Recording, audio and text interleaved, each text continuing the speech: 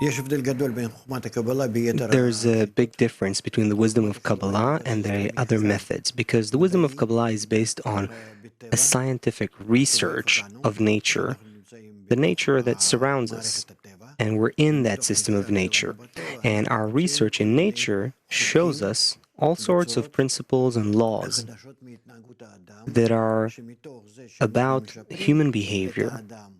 They come from the betterment of human behavior by discovering the laws of nature in practice without theories, beliefs, or promises. But a person works on himself directly to expand his vessels of perception, and by that he discovers nature in a broader form.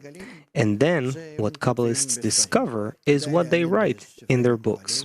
You should go into the Kabbalistic texts and see how precise these books are and how much they speak from actual attainment. And they also invite the readers to attain these things themselves and reach these layers that are beyond our ordinary attainment of nature.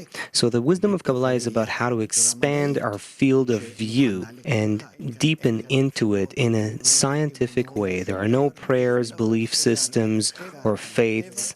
There's nothing but the natural research and the adaptation of the human to the surrounding system of nature. So it has nothing to do with religions or beliefs.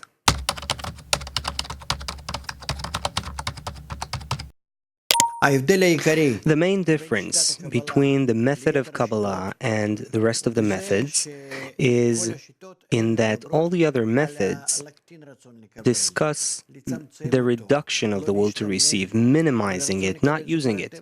However, the will to receive is our entire nature. We want to know, we want to receive, we want to be fulfilled and aspire to all kinds of achievements. And all the faiths and belief systems and religions talk about breathe less. If, for instance, we're talking about Eastern teachings, focus on one thing in your thought, or use less of everything, you kind of have to bend yourself.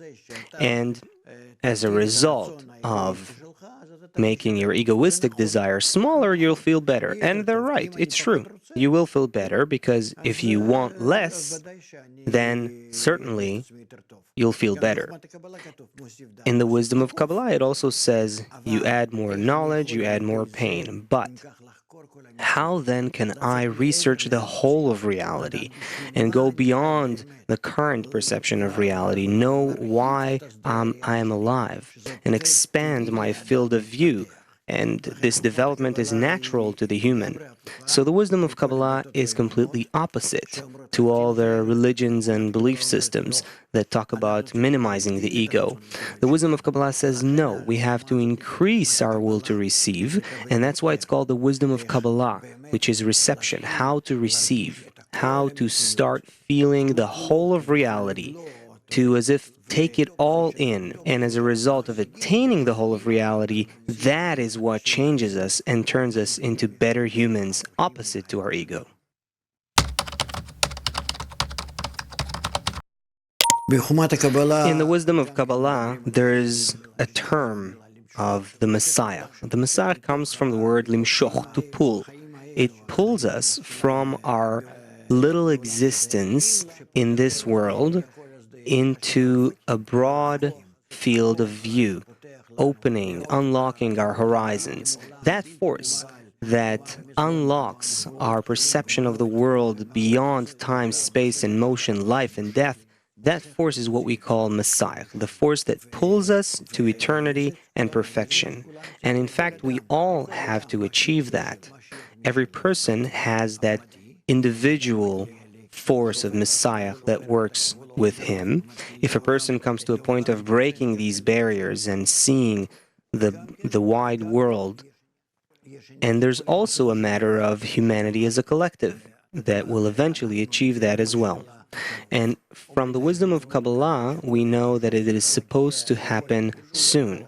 The whole of humanity has to come to the revelation of that higher force that elevates humanity above the ego and expands the horizons of of knowledge and sensation, and takes us beyond the limitations of life and death, and takes us into an eternal existence, which corresponds with what physicists discover today.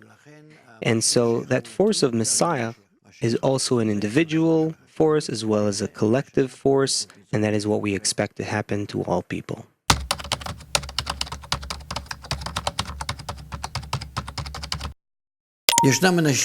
There are many people who think that the world's hatred towards Israel, or anti-Semitism in general, comes from not accepting Christianity, for instance, or converting to being Christians, or Islam, not becoming Muslims, or something of that sort. This is not true. The people who hate us are also people who are very far from religion or any belief.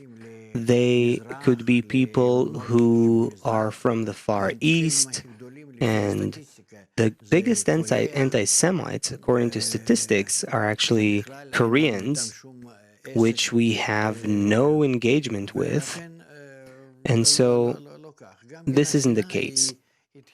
Also, the hatred began way before the development of Christianity and then Islam, who both originated in Judaism. So there's actually no foundation to this. But some people try to relate these things together.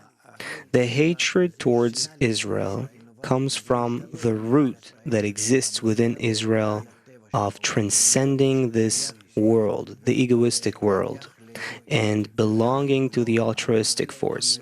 And both the Jewish people and the whole world don't want that. But that method is alive within the Jewish people. That tendency exists. And so subconsciously, in a way that people don't even understand, there is a hatred towards Israel that exists in all the nations of the world. And it is eternal. And it will continue until we will actualize our vocation and come to connection and take the whole world with us.